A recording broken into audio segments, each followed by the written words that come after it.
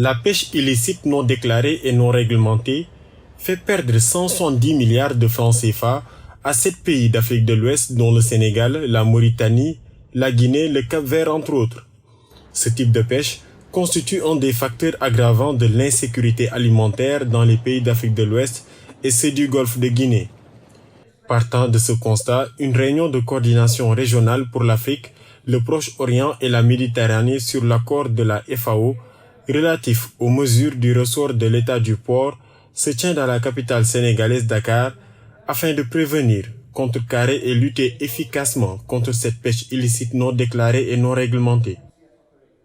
Je pense que l'objectif de cette réunion, c'est de partager avec les États prenant partie de cet accord pour voir quelles sont les stratégies à mettre en place pour renforcer la lutte contre la pêche INN. Il est très important de mettre un focus sur le partage d'informations.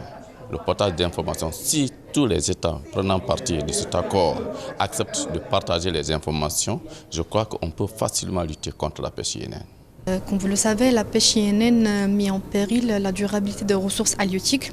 Et la lutte contre cette pêche n'est possible qu'à travers la conjugaison des efforts internationaux en matière de prévention et de lutte contre la pêche INN, d'où l'intérêt de l'accord des mesures du ressort de l'État du port que nous sommes en train de discuter cette semaine.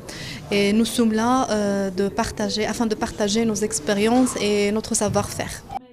Selon la FAO, à l'échelle mondiale, on estime que la pêche illicite non déclarée et non réglementée est responsable de captures annuelles allant jusqu'à 26 millions de tonnes de poissons d'une valeur pouvant atteindre 23 milliards de dollars.